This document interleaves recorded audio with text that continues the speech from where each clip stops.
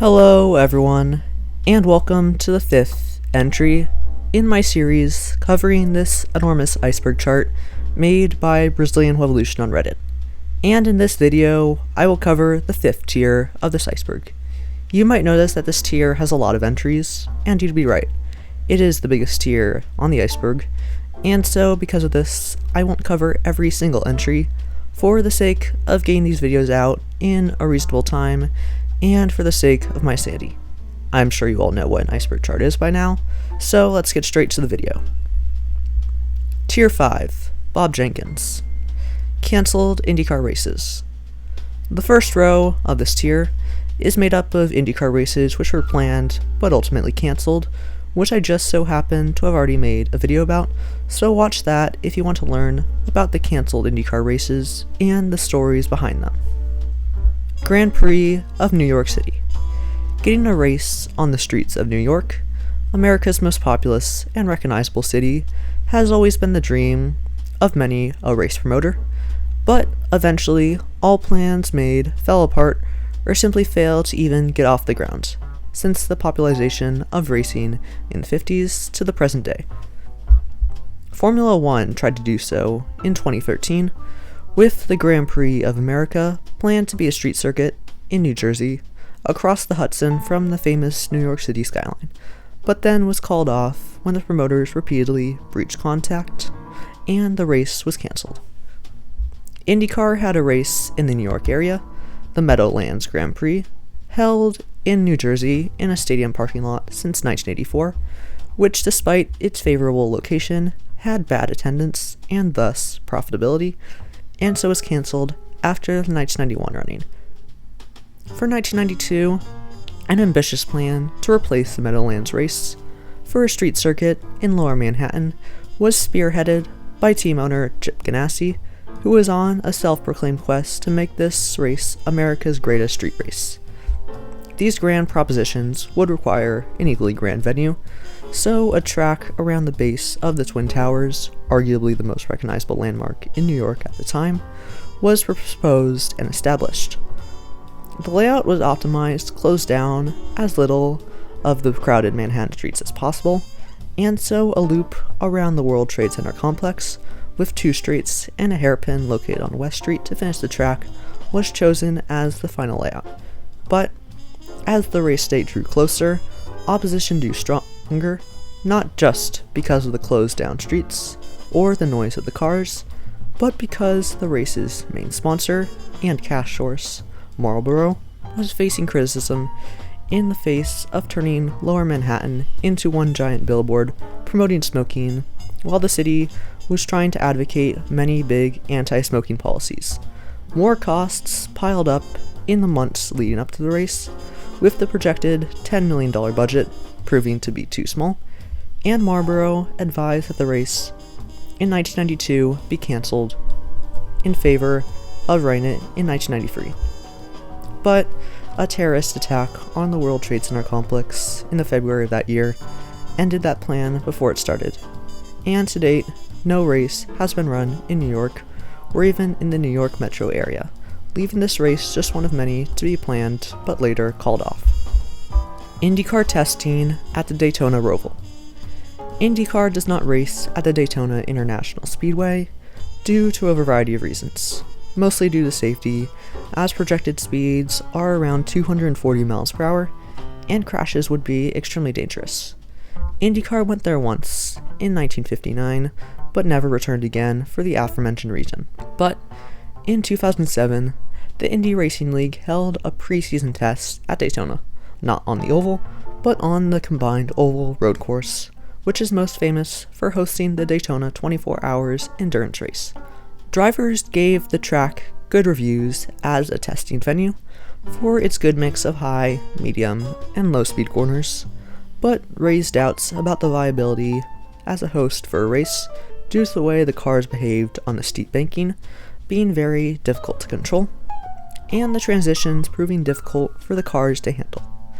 The Daytona Roval never did end up hosting an IndyCar race, due to the reasons mentioned beforehand, probably for good, as any race that would have happened would have probably been a wreckfest and quite the disaster to behold. IndyCar at Pikes Peak Hill Climb.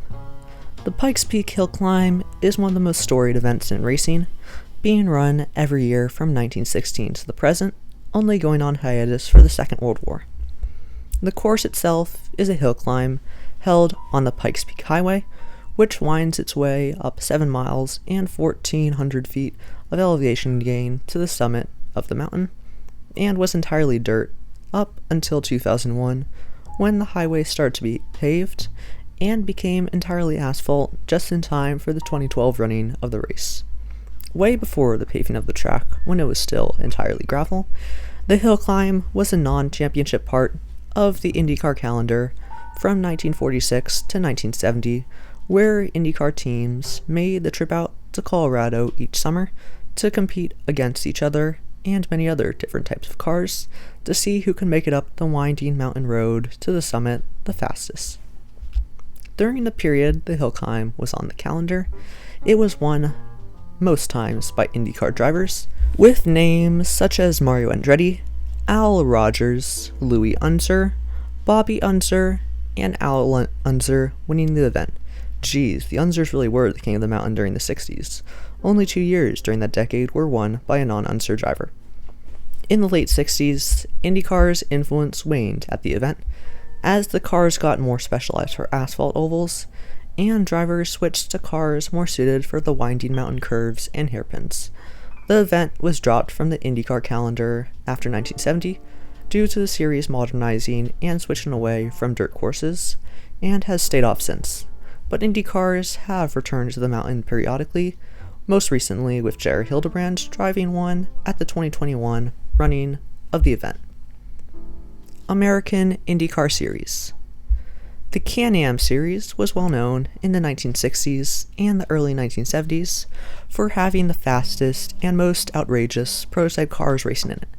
But in the mid-1970s, the fuel crisis and rising costs forced the drivers and teams to switch to a different style of car. Some teams proposed switching to Formula 5000 cars, and others proposed switching to old kart Indy cars. The ones who switched to Formula 5000 cars ran under the Can-Am name until 1987, and the ones who switched to kart cars ran under the name of Can-Am teams until the collapse of the series after 2 short seasons in 1987. Former kart driver Bill Tempero then founded the American IndyCar Series from the ashes of Can-Am teams, using very similar regulations, with the cars being kart chassis from Lola, Reynard, among others, being powered by 5.9-liter stock block Chevy engines, with later seasons allowing the use of a V6 turbocharged Buick Menards engine. The tracks consisted of a mix of road courses and ovals, with Willow Springs International Raceway being a fixture on the calendar most seasons. This series was a good opportunity for drivers making their way through the Junior Series ladder to gain experience in top-level IndyCars, and many future IndyCar drivers competed in the American IndyCar Series. The first championship in 1988 was won by future Indy 500 and IRL champion Buddy Lazier, with another future driver, Robbie Unser, winning the one race out of the 6-race schedule that Lazier didn't win. The series ran quite under the radar over the next few years, racing at many small and unknown tracks, from towns such as Twin Falls, Idaho, to St. John's, Arizona, and even the border city of Ciudad Juarez in Mexico, among tracks in more famous locations like Willow Springs, up until 1998, when Tempero sold the series to Pan American Motorsports Organization, who ran the series until 2002, where an investigation into corporate fraud of the organization's parent company brought both the company and the series into the ground. This spelled the end of this little-remembered, but quite interesting, open-wheel series, which brought the thrill of IndyCar to many communities usually devoid of motorsport, and was a proving ground to amateur racers and future stars alike. Helio Castroneves' tax evasion accusations. In the beginning of 2009, Helio Castroneves was getting ready to contest the IndyCar season that year, but then he was hit with accusations for tax evasion by the IRS. Now, This was no small matter. It's not like his accountant misfiled a number or something like that. This was for taxes on $5 million of Castroneves' income between 1999 and 2004, which the IRS said had been funneled through a Panamanian shell company owned by Castroneves in order to avoid paying taxes. Castroneves, his sister who managed his income, and his manager faced a minimum of 6 years in prison each if they were convicted of the charges against them. Castroneves' father said that the shell company, titled 7 Promotions, was owned by him and was made to boost his son's image in Brazil, but other documents contradicted that, saying that Castroneves owned the company. This, however, was not enough to convict Castroneves, as the $5 million of his income wasn't funneled through 7, but was rather put in a deferred compensation deal, which is a fund that would pay out to Castroneves over time, and because the money didn't belong to Castroneves, he didn't need to pay taxes on it, and thus he was acquitted from the charges against him. He missed the 2009 St. Petersburg Grand Prix due to the trial, but was able to run the 2009 season from Long Beach onward, and then went on to win his third Indy 500 that year, a chance that he wouldn't have gotten had his trial gone differently. John Paul Jr. John Paul Jr. was one of the many drivers of the 80s and early 90s to have sprung up, gone a win or two, just to blow out quietly from the series after a few years due to one reason or the other. But unlike other drivers, John Paul Jr.'s career was punctuated by something rare for racing drivers: arrests and prison sentences. John Paul Jr. started his racing career at the age of 18 in 1978 in Open Wheel Junior Series, while also helping with his father's team, who is also a racing driver. The racing team was not the only thing Jr. participated in, as he also helped around the other family business, drug trafficking. In 1979, Paul Jr., among with his father and one other accomplice, were caught loading marijuana onto a rented truck on the bank of a Louisiana canal, and all three were convicted of marijuana possession and were each sentenced to 3 years of probation and each fined $32,000. Paul Jr. didn't let this stop him from furthering his racing career, as he made his IMSA debut at the 1980 season with his father's team. He won the races at Lime Rock and Road America, and finished 4th at the end of season standings. He continued racing in IMSA for the next few years, winning the 24 Hours of Daytona, the 12 Hours of Sebring, and the IMSA GTP Championship in 1982. The same year, Paul Jr. made his IndyCar debut at Road America, where he finished 24th. 3rd, 1983, Paul Jr. ran in the kart series full-time, winning in his 4th start at Michigan, and got 3 more podiums that year to 8th in the Drivers' Championship. He continued racing in IMSA for 1984, and also did kart part-time, being less successful than the year prior, only getting 1 podium to 17th in the championship. After his father's arrest for shooting a federal agent, Paul Jr. had to find another team to drive for, which he did, but then he was sentenced to 5 years in prison in 1986 for participation in his father's drug trafficking business.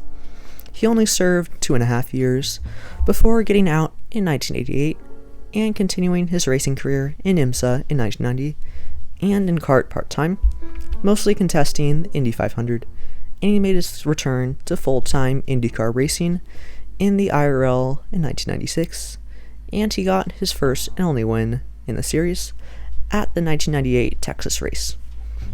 After his departure from full-time competition after 1998, he raced amateurly until he started showing symptoms of Huntington disease in the early 2000s, leading Paul Jr. to retire from racing altogether, leaving his mark as a driver not only known for success in IMSA and his few moments of brilliance in IndyCar, but also for the criminal offenses as well, which punctuated his career.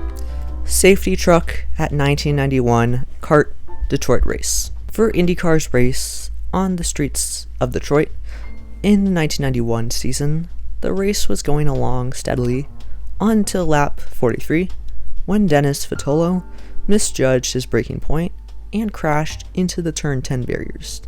The turn being very narrow meant that cars going around Vitolo's crash car had to be careful to avoid joining him in the barriers, and the same thing became even more important when the safety truck arrived on track to tow the stranded car off.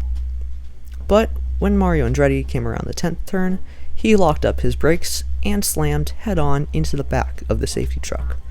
Luckily, safety personnel were able to check on Mario quickly to see if he was okay, as the hit to the stationary truck was pretty hard, but had to jump away when the car of Mario's son, Michael, hit Vitolo's car and joined the other two stricken cars in the corner. This blocked the turn altogether, and when Bobby Rahal came around to the corner, he had to stop his car, and the race was red flagged as the track being blocked poses quite the significant problem to cars lapping around the circuit. Michael's car was moved to the runoff area, and the cars stuck in the traffic jam were able to get back to the pits, and the race was able to be restarted. Emerson Fittipaldi won the race, a quite unusual one to say the least, due to 3/4 of the drivers finishing, unusual for an attrition-heavy track like Detroit, and due to the bizarre incident where Mario Andretti crashed into the back of the safety truck. Pace car crashes. In motorsport, when a car crashes, the safety car, or pace car, is brought out for the remaining cars to bunch up behind and follow at reduced speed until the incident is cleaned up and the track is safe. But occasionally, the car brought out to prevent further crashes itself, or more usually, is crashed into by the cars supposed to be following behind it.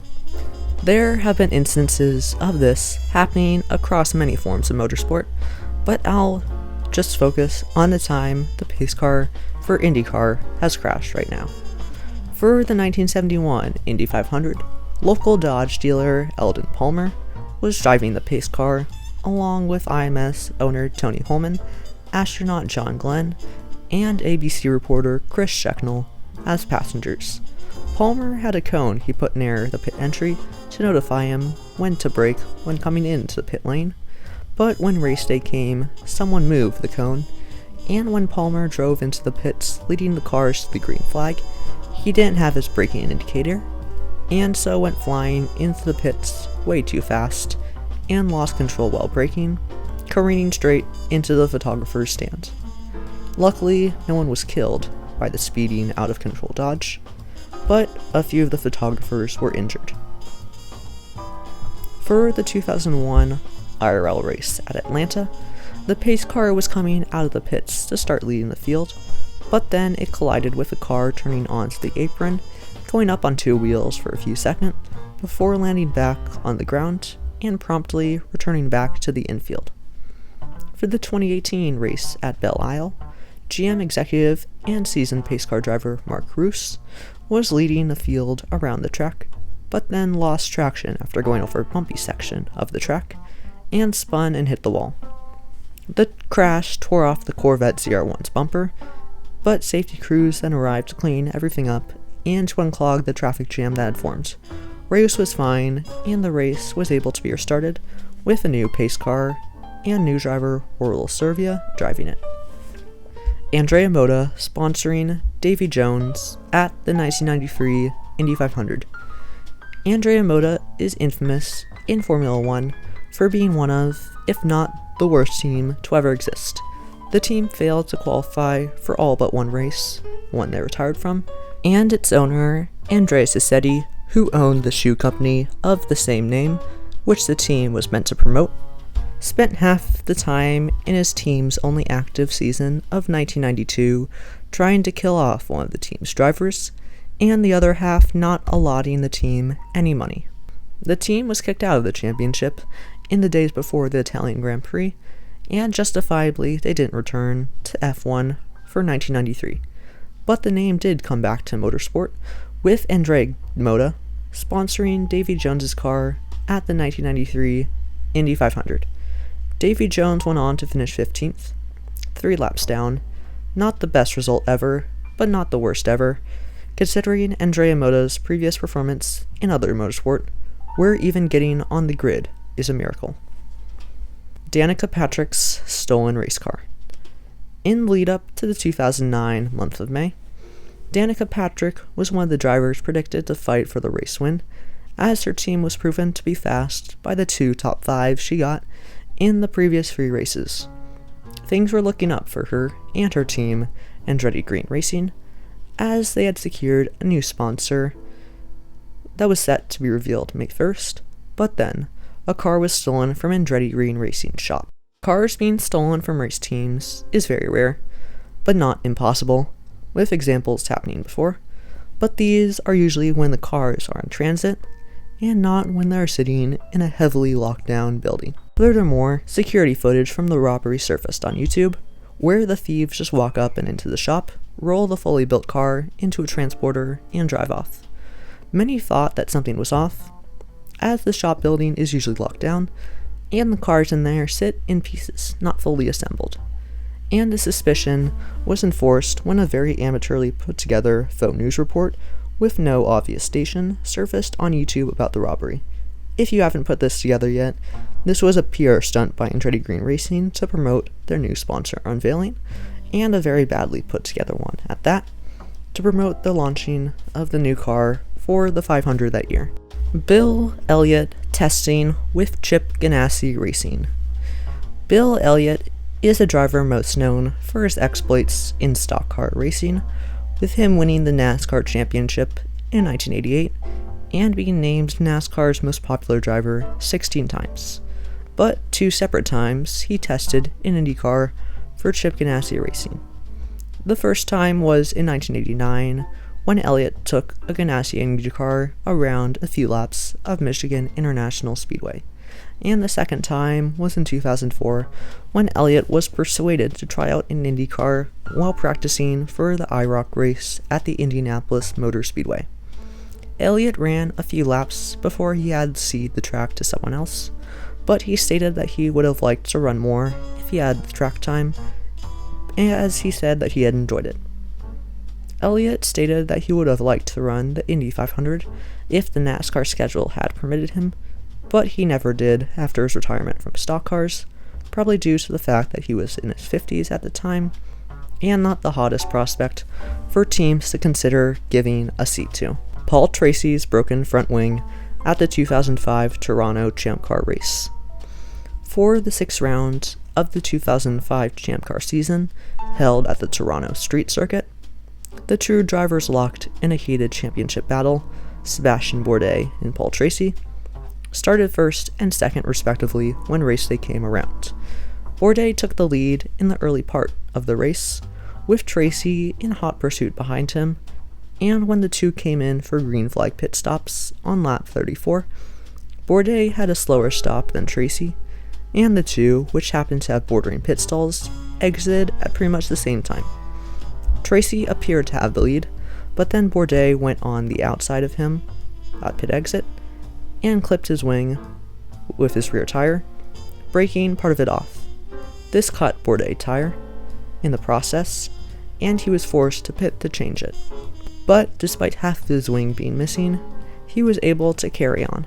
This all changed on lap 57 when Cristiano D'Amata collided with Ricardo Sbarafigo and hit the turn 1 wall, bringing out a full course caution. Tracy, who was just about to pit, was told to stay out by his team to avoid a penalty and aboard his stop, and when he was coming down the front stretch, ran out of fuel.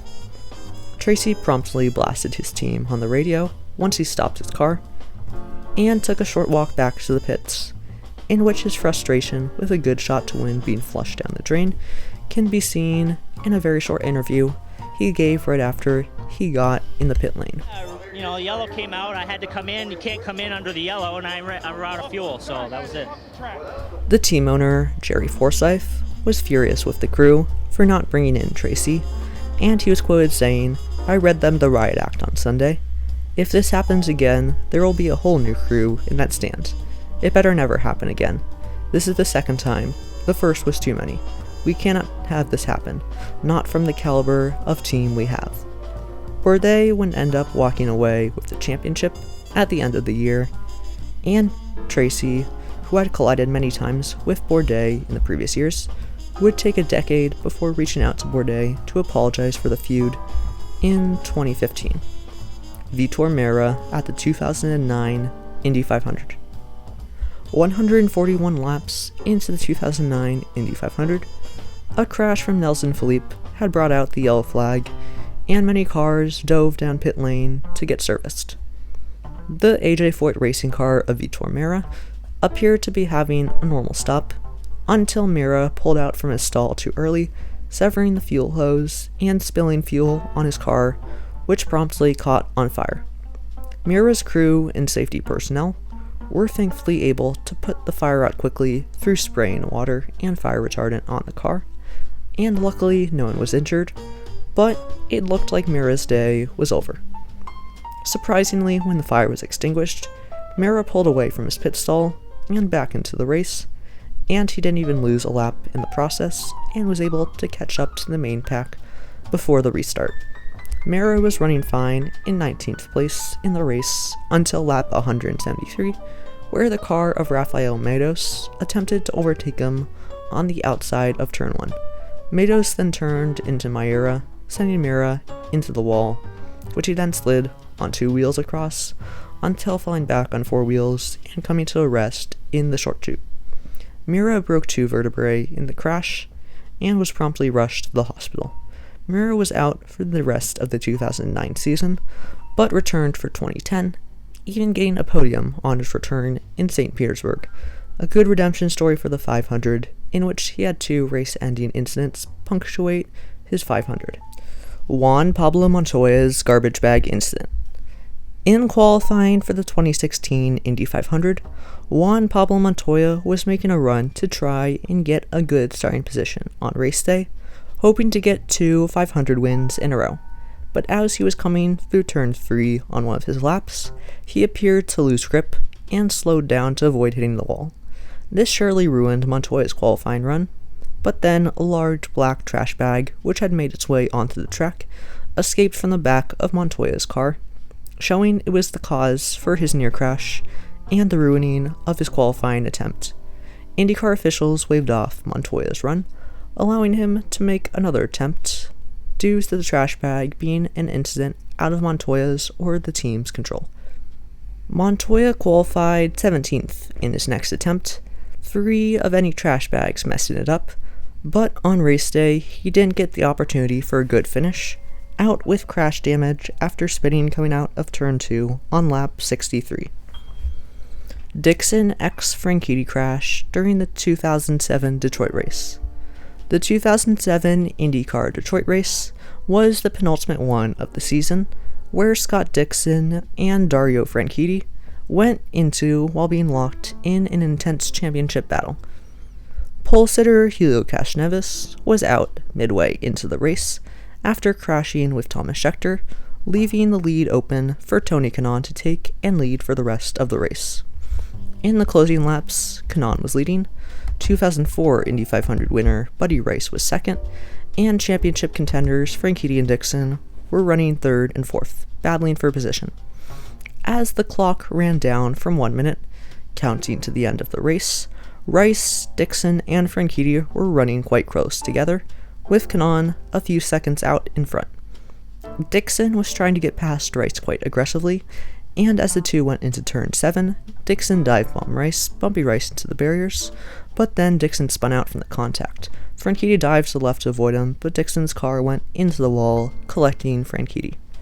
Franchitti's team owner, Michael Andretti, thought that Dixon intentionally collected Franchitti in the crash, but Dixon responded saying, "How would that be intentional? If I'd kept going, I would have picked up 5 points on the guy. I had no control of the car, it was spun out." Franchitti, who now had a 3-point lead on Dixon, accepted this answer, saying that Scott has raced me clean all year, and I've raced him cleanly. So the two went into the championship final at Chicagoland without any ill feelings between them, where Franchitti won to get his first IndyCar championship. Pancho Carter's flip at 1987 Indy 500 practice. When seasoned IndyCar racer and winner of the 1981 Michigan 500, Pancho Carter went into turn 1 of a practice lap While practicing for the 1987 Indy 500, he got a loose and spun, blew over, went upside down, did 180, before coming back to rest on the asphalt of the short chute upside down. And during the flip, a picture of Carter's car while flying upside down was taken by photographer Bill Stallions, showing the moment before he came crashing down to the asphalt. Carter was thankfully uninjured and went back to practicing the 500 for the next day with a new car and helmet. He would eventually finish 27th in that year's 500, out after 45 laps with a valve issue, but not a bad result considering his incident in practice, and his helmet compete with scratches from scraping on the asphalt, while upside down would be donated to the Indy Hall of Fame. Mario Andretti's flip at 2003 Indy practice. In the months leading up to the 2003 Indy 500, Andretti Green Racing driver Tony Kanaan broke his arm in a crash at Twin Ring Motegi, and so team owner Michael Andretti had to find a replacement to practice the car and qualify it if Kanaan wasn't cleared to race in time. Michael's father, Mario Andretti, who was 63 at the time and hadn't raced in IndyCar for over a decade, would drive and test the car for 2003 Indy 500 practice. As he was going on one of his test runs, going at a speed of about 220 miles per hour, he went into the short chute and ran over debris left over from a crash by Kenny Brack, and was vaulted into the air spectacularly, flying higher than a catch fence and flipping quite a number of times before landing on all four wheels and coming to a rest in the turn 2 barriers. He miraculously was uninjured, with the only harm coming to him being a scratch on his chin, and he was able to walk away. Mario was extremely lucky to have survived this crash, let alone walked away from it, as it had the potential to be fatal, and if the car drifted just a little bit to the right, it would have collided with, or even gone over the catch fence, and the result would have been much worse. When asked after the crash if he was willing to get back in the car, he said yes without hesitation, and when he was asked if he would tell his wife, he emphatically said no, not wanting her to know that he had cheated death on a day he said he wouldn't even be racing. Sam Hornish Jr. flip at 2005 Indy 500 practice.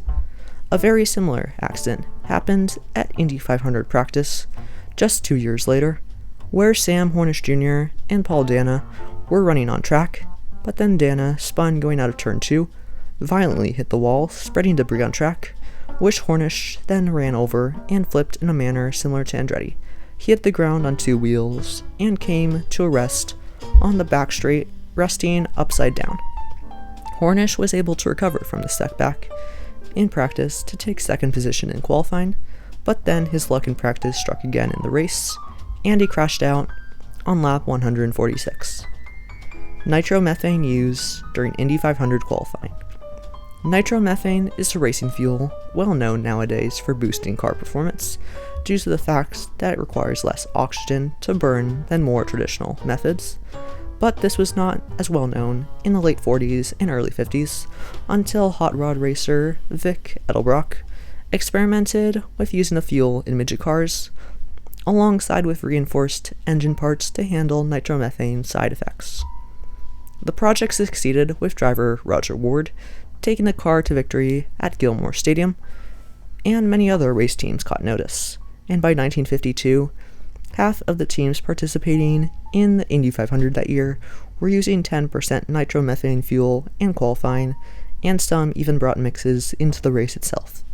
In the lead up to the 1953 Indy 500, AAA, the sanctioning body, tried to get nitromethane among other fuel additives banned for being too dangerous, but the ruling had to be unanimously accepted by teams in order for it to be implemented, and when only 73 out of the 83 teams accepted it, the mandate couldn't be enforced for the 1953 race. The 500 that year, which was one of the hottest in history, had quite a few drivers drop out due to being sickened by fumes from the exhaust, and driver Carl Scarborough sadly passed away from hypothermia as a result of the race.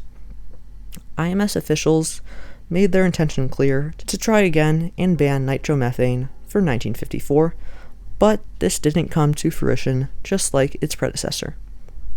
teams continued to use nitromethane fuel mixtures up until the widespread adoption of turbo engines made this weird but effective strategy obsolete.